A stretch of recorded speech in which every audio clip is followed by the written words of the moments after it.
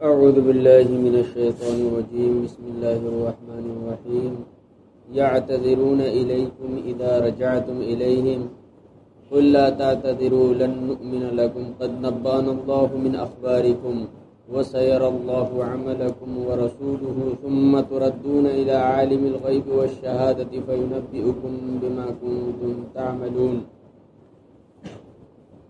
یعتذرون الیکم معذرت کرنے کے لیے وہ آپ کے پاس آئیں گے اذا رجعتم الیہم جب وہ آپ ان کے پاس واپس آ جائیں گے قل لا تعتذروا لن نؤمن لکم آپ کہہ دیجئے معذرت مت کرو ہم تمہارے اوپر یقین نہیں کریں گے قد نبأنا اللہ من اخبارکم تمہارے بارے میں اللہ تعالیٰ نے ہمیں خبر دے دی ہے وسيرى الله عملكم ورسوله اور ان قریب اللہ اور اللہ کے رسول تمہارے عمل کو دیکھے گا ثم تردون الی عالم الغیب اور پھر تم لوٹائے جاؤ گے عالم الغیب کی طرف فینبئکم بما کنتم تعملون پھر وہ خبر دے گا ان چیزوں کی جو تم عمل کرتے تھے۔ یہ سورۃ توبہ کی آیت نمبر 94 کا ترجمہ کیا۔ یہ پہلی آیت ہے 11ویں پارے کی اور یہ آج 9ویں تراویح بھی ہے۔ سورۃ توبہ پہلے سے چل رہی ہے۔ سورۃ توبہ کے اندر بہت ساری چیزوں کا تذکرہ ہے، بہت سارے جنگوں کے احوال ہیں، اسی طریقے سے منافقین کے احوال ہیں۔ منافقین جو سامنے کچھ اور ظاہر کرتا ہے، دل میں کچھ اور ہوتا ہے، ایمان کے تعلق سے اس کو منافق کہتے ہیں۔ تقریباً آیت نمبر 34 سے ہی منافقین کا تذکرہ اس صورت کے اندر چالو ہو گیا ہے۔ یہ پہلی صورت ہے جس صورت کے شروع میں بسم اللہ نہیں لکھا ہوا۔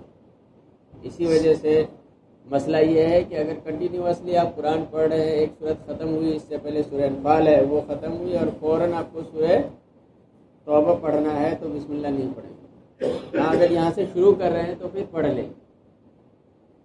یہ سورۃ توبہ اس وجہ سے ہے کہ اس میں کچھ صحابہ کرام رضوان اللہ تعالیٰ علیہم اجمعین کے توبہ قبول کی اللہ تعالیٰ، اس کا بھی تذکرہ ہے۔ اور یہ منافقین کا تذکرہ ہے کہ وہ آپ کے پاس آ جائیں گے جب آپ مدینہ لوٹیں گے، وہ معذرت کریں گے، وہ سوری کہنے کے لیے آپ کے پاس آئیں گے، لیکن آپ ان کے سوری کو قبول مت کرنا۔ آپ کہہ دینا کہ اللہ نے تمہارے بارے میں ہمیں خبر دے دی ہے اور تمہیں بھی پتہ چل جائے گا تمہارا کیسا عمل رہا ہے، تمہاری ایکٹیویٹی کیسی رہی ہے۔ دنیا میں بھی پتہ چل جائے گا، جب آخرت میں جاؤ گے تو اللہ تعالیٰ اچھے سے تمہیں بتائے گا۔ اور ہوا یہ تھا کہ اللہ کے رسول صلی اللہ علیہ وسلم نے اعلان کیا صحابہ کے درمیان کہ ہمیں تبوک جانا ہے۔ تبوک یہ سیریا کے اس زمانے کے سیریا کے بارڈر پہ ایک شہر ہوتا ہے۔ اللہ کے رسول صلی اللہ علیہ وسلم کو معلوم ہوا کہ وہاں جو ایسٹرن یورپ کے لوگ ہیں، بازنٹائن امپائر، وہ لوگ بڑی فوج بنا رہے ہیں، لشکر بڑا سا بنا رہے ہیں اور مدینہ پر حملہ آور ہوں گے۔ اللہ کے حکم سے آپ کو جانا تھا وہاں، تو آپ نے اعلان کر دیا۔ حالانکہ یہ جنگ کی اسٹریٹجی ہوتی ہے کہ کبھی وہ رخ نہیں بتایا جاتا ہے کہاں جانا ہے، پہلے جہاں بھی جانا ہوتا تھا صرف تیاری کرنے کا حکم دیتے تھے۔ لیکن چونکہ یہ راستہ بہت لمبا تھا، سفر بہت دور کا تھا، سفر گرمی کا تھا اور سفر ایسے زمانے کا تھا کہ مدینے میں کھجوریں پکنے والی تھی، تو تمام صحابہ کو آپ نے بتا دیا کہ یہ سچویشن ہے اور فلاں جگہ جانا ہے، اس کے حساب سے پوری تیاری کرو۔ تو صحابہ نے تیاری کی، کچھ لوگ چھوٹ گئے، کچھ تو مومن بھی تھے اس میں، اور زیادہ تر کیا تھے؟ منافق تھے، ہپوکریٹس تھے۔ اسی کے بارے میں فرمایا کہ اللہ کے رسول صلی اللہ علیہ وسلم تبوک گئے، پھر تبوک سے واپس آئے۔ جب آپ واپس آئیں گے مدینے میں تو کچھ لوگ آئیں گے اور کہیں گے سوری ہم نہیں جا سکے، میری بیوی بیمار تھی، بچے بیمار تھے، میرے ساتھ فلاں مسئلہ۔ اللہ نے فرمایا نہیں، قل لا تعتذروا، سوری مت کہو، عذر مت کرو، کوئی عذر قبول نہیں کیا۔ لن نؤمن لکم، تمہارے اوپر یقین نہیں، تم جھوٹ بول رہے، سچ بول رہے، کچھ نہیں، اللہ نے ہمیں خبر دی، تم جھوٹ بول رہے۔ قد نبأنا اللہ من اخبارکم، تمہارے بارے میں اللہ نے ہمیں خبر دے دی ہے، اور تمہارا کیا تھا، عمل کیا تھا، تمہارے کرتوت کیا تھے، وہ سب ہمیں معلوم ہے، اور اللہ تعالیٰ تمہیں سب بتائے گا۔ وہ سب غیب کا بھی جاننے والا ہے، حاضر کا جاننے والا ہے، سب کچھ جاننے والا ہے۔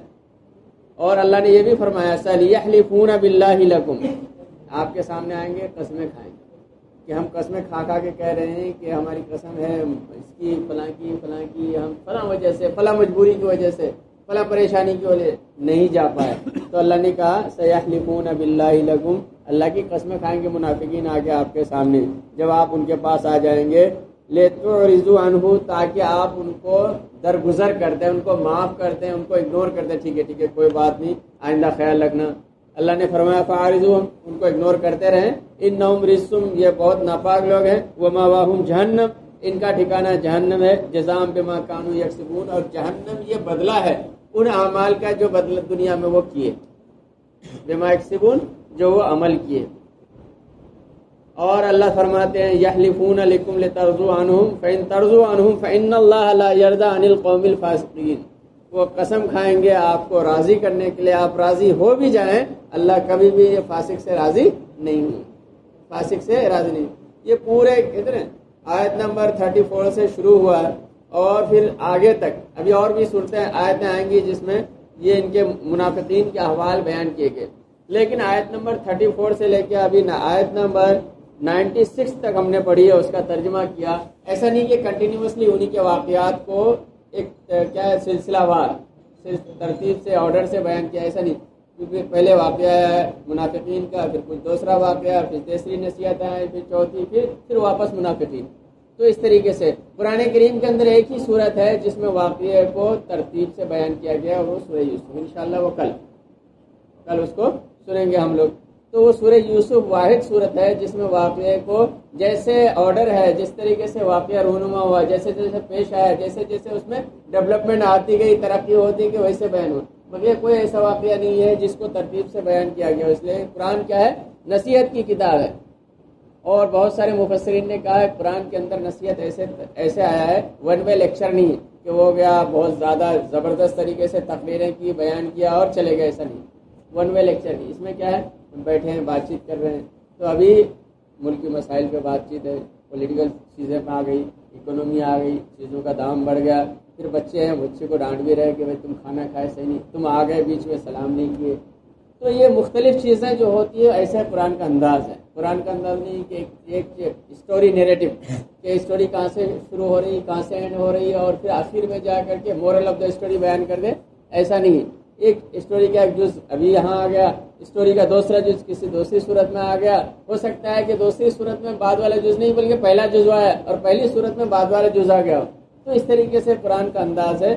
یہ منافقین کے احوال بیان کرنے میں بھی اللہ تعالیٰ نے اسی انداز کو اپنایا ہے. اور کہیں کہ آپ جب آئیں گے تو یہ منافقین کے بارے میں لکھا ہے کہ تقریباً 80 منافق آئے اللہ کے رسول صلی اللہ علیہ وسلم کے پاس.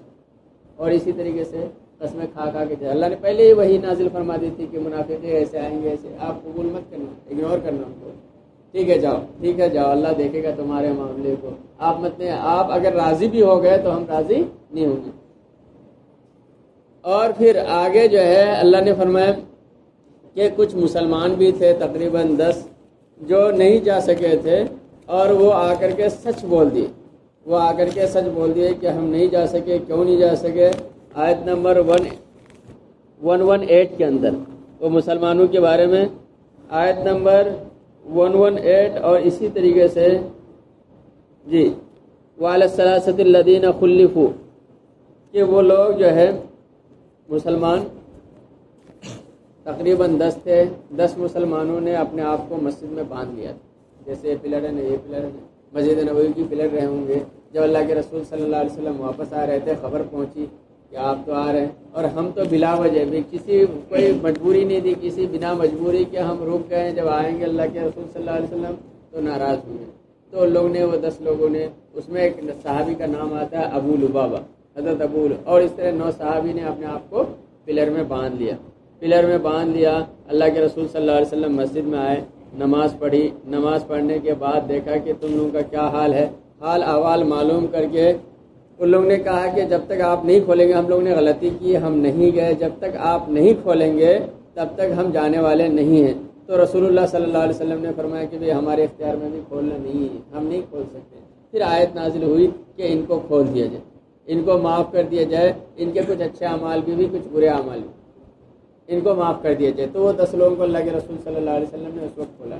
3 لوگ اور آئے، ان کا واقعہ تفصیل کے ساتھ بخاری شریف مسلم شریف میں ہے۔ وہ 3 حضرات کون کے ہیں؟ سب سے پہلا نام جو آتا ہے حضرت کعب ابن مالک رضی اللہ تعالیٰ عنہ، دوسرا نام آتا ہے ہلال ابن ربیعہ، تیسرا نام آتا ہے مرارہ بن ربیعہ ہلال ابن امیہ۔ کعب ابن مالک اور مرارہ بن ربیعہ اور ہلال ابن امیہ، یہ 3 صحابی ہیں۔ یہ 3 صحابی آئے اللہ کے رسول صلی اللہ علیہ وسلم کے پاس، سلام کیے۔ اللہ کے رسول صلی اللہ علیہ وسلم نے حضرت کعب رضی اللہ تعالیٰ عنہ کے بارے میں ڈیٹیل سے ہے بخاری شریف میں کہ مسکرائے، لیکن مسکرانے والا کبھی ناراضگی والا مسکرانا ہوتا نا، اس طریقے سے کہنے لگے کعب تم کیوں نہیں گئے؟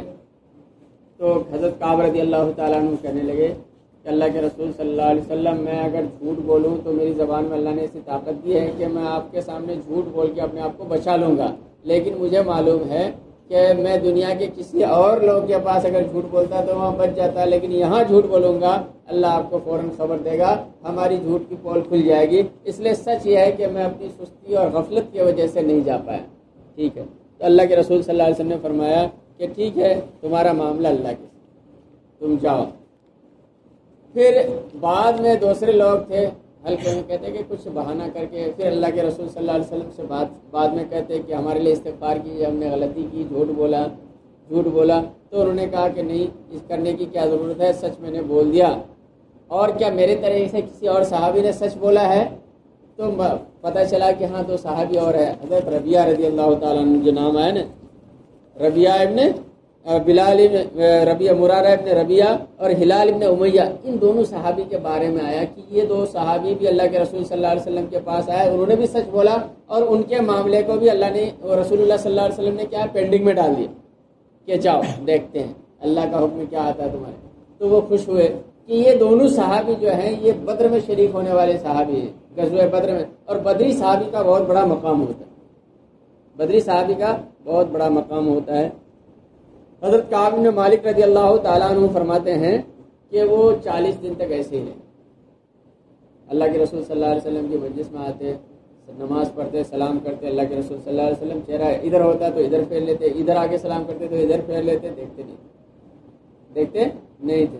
اسی کو یہاں فرمایا اللہ نے وَعَلَى الثَّلَاثَةِ الَّذِينَ خُلِّفُوا، اور وہ 3 لوگ جن کے معاملے کو پینڈنگ میں رکھا گیا، بعد کے لیے چھوڑ دیا گیا، اور وہ 3 لوگ جن کے معاملے کو پینڈنگ میں رکھ دیا گیا تھا، حتیٰ اذا ضاقت علیہم الارض، یہاں تک کہ ان پر زمین تنگ ہو گئی، بما رحبت، زمین اپنی وسعت کے باوجود، وہ ضاقت علیہم انفسہم، اور ان کی جان بھی ان کے اوپر تنگ ہو گئی، خود اپنے آپ بھی تنگی محسوس کرنے لگے، وظنوا، اور گمان کرنے لگے، اللہ ملجا من اللہ الا الیہ، کہ اللہ سے کے علاوہ کہیں پناہ ہے ہی نہیں، پناہ اگر ملے گی کہاں ملے گی؟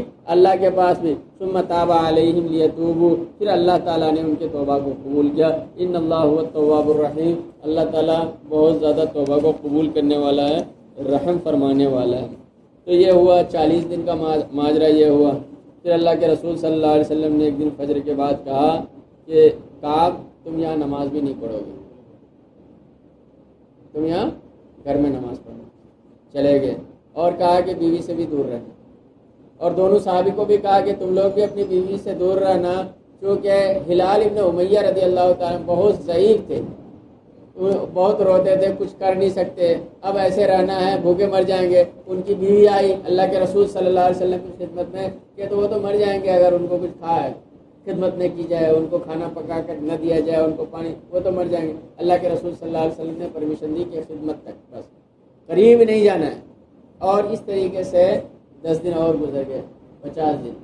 کعب رضی اللہ تعالیٰ عنہ کہتے ہیں کہ ایک دن میں مارکیٹ گیا تو مارکیٹ میں کچھ جو ہے ٹریڈرز تھے، انہوں نے کہا کہ کعب کون ہے، کعب کون ہے، لوگوں نے کہا یہ ہے، کیونکہ لوگوں کو بھی منع کر دیا تھا، صحابہ کو بھی منع کر دیا تھا اللہ کے رسول صلی اللہ علیہ وسلم نے، بائیکاٹ تو بائیکاٹ، کوئی نہیں بات کرے گا۔ تو ان کے اوپر زمین تنگ ہو گئی، مدینے کی اتنی بڑی زمین، مسجد نبوی میں نماز پڑھ رہے ہیں، زمین تنگ ہو گئی، اپنے آپ پر بھی جو تنگی محسوس کرنے لگے، اور یہ ڈر رہے تھے کہ اگر اسی زمانے میں ہمارا انتقال ہو جاتا ہے تو اللہ کے رسول صلی اللہ علیہ وسلم میت میں نہیں آئیں گے، جنازے میں نہیں آئیں گے، جب آپ نہیں آئیں گے تو مدینے کا کوئی انسان ہمارے جنازے کو ہاتھ ہی نہیں لگائے گا، ہم تو ایسے ہی پڑے سڑے رہ جائیں گے، اتنا ڈر تھا۔ وہ اپنے آپ میں تنگی محسوس کر رہے تھے۔ تو ایک وہاں وہی جہاں کا جو تبوک کے علاقے کا ایسٹرن یورپین امپائر کے لوگ جو ہے کچھ آئے خط دیا کہ ہمیں پتہ چلا ہے کہ آپ کے اوپر آپ کے ساتھی اور آپ کے دوست اللہ کے رسول صلی اللہ علیہ وسلم کے بارے میں بہت زیادتی کر رہے ہیں، آپ ہمارے یہاں آ جاؤ، ہم ویلکم کریں گے آپ کا۔ تو ان کو بہت غصہ ہے کہ دیکھو اب دشمن بھی ہمارے ایمان پر حملہ کرنے لگے، انہوں نے وہ خط جلا دیے۔ یہ جب 50 دن ہو گئے، 50 دن کے بعد حضرت کعب رضی اللہ تعالیٰ عنہ کہتے ہیں کہ ہم نے گھر کی چھت پہ نماز پڑھی تو پہاڑ سے سنا خوشخبری خوشخبری۔ اس زمانے میں مائک لاؤڈ اسپیکر تو تھا نہیں، خوشخبری، تو ہمیں یقین ہو گیا کہ اللہ کی طرف سے ہمیں معافی مل گئی۔ اب دوڑے مسجد کی طرف، مسجد میں لوگ اور بھی دوسرے لوگ بھی دوڑے، اس لیے کہ جب اعلان ہوتا تھا تو سب مسجد میں آتے تھے، اللہ کے رسول صلی اللہ علیہ وسلم کی طرف سے کوئی اعلان ہے تو مسجد کی طرف، اللہ کے رسول صلی اللہ علیہ وسلم کا چہرہ دیکھیں، آپ کا چہرہ چمچما رہا ہے، چودھری کی چاند کی طرح کھلا ہوا ہے، اللہ کے رسول صلی اللہ علیہ وسلم فرمایا مبارک ہو، معافی ہو گئی۔ تو حضرت کعب کہتے ہیں، عرض کرتے ہیں اللہ کے رسول صلی اللہ علیہ وسلم نے یہ معافی آپ کی طرف سے ملی اللہ کی طرف سے؟ تو اللہ کے رسول صلی اللہ علیہ وسلم فرمایا اللہ کی طرف سے معافی ملی۔ تو کہہ رہے کہ جو آدمی خوشخبری دینے کے لیے آیا تھا میرے بدن میں جو کپڑا تھا اتار کر کے اس کو دے دیا، اور دوسرے صحابہ جو ہے مبارکباد دینے لگے، کنگریچولیشنس کہنے لگے۔ تو ایک واقعہ ہے کہ صحابہ جیسی عظیم الشان ہستی، ہم اور آپ تو کچھ ہے ہی نہیں، ان کے بھی جو ہے آزمائش ہوئی ہے، اگر ان کی غلطی پہ پکڑ ہوئی ہے تو ہماری غلطی پہ پکڑ ہوگی۔ اور جن لوگوں نے سچ بولا ان کی تھوڑی آزمائش کے بعد ان کو کیا اللہ تعالیٰ نے معاف کر دیا۔ اور اللہ نے صرف معاف نہیں کیا، اللہ نے قرآن میں ان کا تذکرہ بھی کیا۔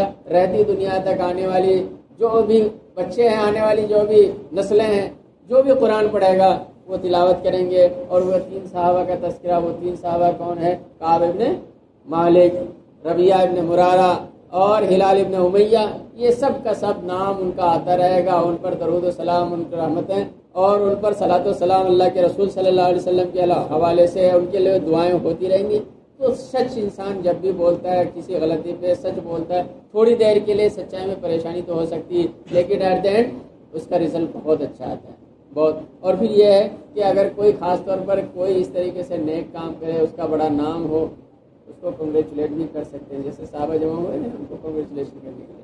ایسا نہیں چلو مبارکباد دینے آگے، نہیں، مبارکباد دینا بھی یہ ہے دین کے حصے میں سے۔ اللہ کے رسول صلی اللہ علیہ وسلم کے سامنے صحابہ آئے، مبارکباد دیے، ان تینوں صحابی کو اللہ کے رسول صلی اللہ علیہ وسلم نے منع نہیں فرمایا، خوش ہے۔ اسی طریقے سے پھر یہ بھی ہے کہ اگر کوئی کسی سے آپ بہت زیادہ خوش ہوں، ان کو گفٹ بھی دے سکتے ہیں، انعام بھی دے سکتے ہیں۔ پھر حضرت کعب رضی اللہ تعالیٰ عنہ اللہ کے رسول صلی اللہ علیہ وسلم کی خدمت میں عرض کیے کہ اللہ کے رسول، یہ جو ہم مال کی وجہ سے آپ کے ساتھ جا نہیں پائے اور اتنا بڑا ایک ہمارے ساتھ جو ہے آزمائش ہوئی، اتنا بڑا امتحان ہوا، تو ہم اپنے مال کو اللہ کے راستے میں دے دیتے ہیں۔ تو اللہ کے رسول صلی اللہ علیہ وسلم نے فرمایا کہ نہیں، پورا مال اس میں سے کچھ رکھ لو اپنے لیے، اپنے بچوں کے لیے۔ تو انہوں نے خیبر والا مال رکھ لیا تھا، بقیہ مال اللہ کے راستے میں دیا تھا۔ اس طریقے سے وہ صحابی، ان کو بھی معاف ہوا۔ اور جو جھوٹ بولے ان کا نام بھی قرآن میں درج ہوا کہ وہ 80 منافقین تھے، وہ ہمیشہ ان کو لعن تان۔ اور اللہ تعالیٰ نے فرمایا، اپنے رسول سے کہا کہ ان کے لیے مغفرت کی دعا مت کیجیے، اور ان کے لیے مغفرت کی آپ دعا کریں گے 1 مرتبہ نہیں 70 مرتبہ بھی دعا کریں گے تب بھی ہم قبول نہیں کریں گے۔ اور اللہ نے یہ بھی فرمایا کہ ان منافقین کے قبروں پہ بھی جا کر کے کھڑے بھی مت ہوئیے کہ ان کے لیے۔ تو جھوٹ بولنے والا، قسمیں کھا کے جھوٹ بولنے والے کے ساتھ کیا اللہ تعالیٰ نے حکم دیا اللہ کے رسول صلی اللہ علیہ وسلم کو؟ اور جو سچ بولا ان کا تذکرہ اللہ تعالیٰ کیسے ہے؟ اور اللہ تعالیٰ یہ بھی فرماتے ہیں سنعذبہ مرتین، 2 مرتبہ دنیا ہی میں عذاب دیں گے ان منافقین کو، پھر ان کو آخرت میں لے جا کر کے ان کو تو ان المنافقین فی الدرک الاسفل من النار، منافقین کا درجہ جہنم میں سب سے گھٹیا درجہ ہے، سب سے خراب والا طبقہ کس کا؟ جہنم کا، وہ منافقین کے لیے۔ لیکن دنیا میں بھی 2 مرتبہ ان کو عذاب ملے گا، لوگوں کے سامنے ذلیل ہوگا، قرآن میں اس کا تذکرہ ہوگا، لوگ کہیں گے دیکھو منافق۔ لیکن پھر دوسرا مسئلہ یہ بھی ہے کہ منافقین کو مارنے کا حکم نہیں ہے۔ حضرت عمر رضی اللہ تعالیٰ عنہ کہنے لگے اللہ کے رسول پرمیشن دیجیے، گردن ایک ساتھ، ان کا تو تھا ہی گردنیں اڑا دیں۔ اللہ کے رسول صلی اللہ علیہ وسلم ایک صحابی تھے صرف جن کو اللہ کے رسول صلی اللہ علیہ وسلم نے منافقین کی لسٹ دی تھی اور کسی کو نہیں دی تھی۔ حضرت عمر رضی اللہ تعالیٰ عنہ جب اپنے زمانے میں خلیفہ بنے اور مدینے میں کسی کا انتقال ہوتا تو وہ دیکھتے کہ وہ گئے کہ نہیں گئے، ادھر ان کے جنازے میں اگر گئے تو یہ بھی جاتے تھے، اگر نہیں گئے تو وہ نہیں گئے تو یہ منافق ہوا، یہ حضرت عمر بھی نہیں جاتے، لیکن چونکہ وہ رازدار تھے اللہ کے رسول صلی اللہ علیہ وسلم، منافقین کی لسٹ جو ہے اللہ کے نبی صلی اللہ علیہ وسلم صرف ان کو بتائی تھی، ان سے کسی نے اگلوا نہیں سکا۔ ایک دو منافق تھے، عبداللہ ابن بن سلول، اس طریقے سے منافقین تو مشہور ہو گئے تھے، اللہ کے رسول صلی اللہ علیہ وسلم کے زمانے میں ہی مر گئے، اور اللہ کے رسول صلی اللہ علیہ وسلم نے ان کا جنازہ پڑھا، جنازہ پڑھنے کے لیے کفن بنانے کے لیے اپنا کرتا بھی دیا، تو اللہ نے فرمایا کہ نہیں، آپ اب کسی کی قبر پر نہیں جائیں گے اور کسی کے استغفار نہیں کریں گے، آپ ہزاروں مرتبہ استغفار کریں تو بھی مغفرت ہونے والی نہیں ہے، دنیا میں بھی ان کو ڈبل عذاب اور آخرت کا عذاب تو سب سے بڑا ان کا انتظار کر رہا ہے۔ اللہ تعالی ہم سب کو صادقین میں سے بنائے، منافقین کی فہرست سے دور رکھے۔ سبحان اللہ۔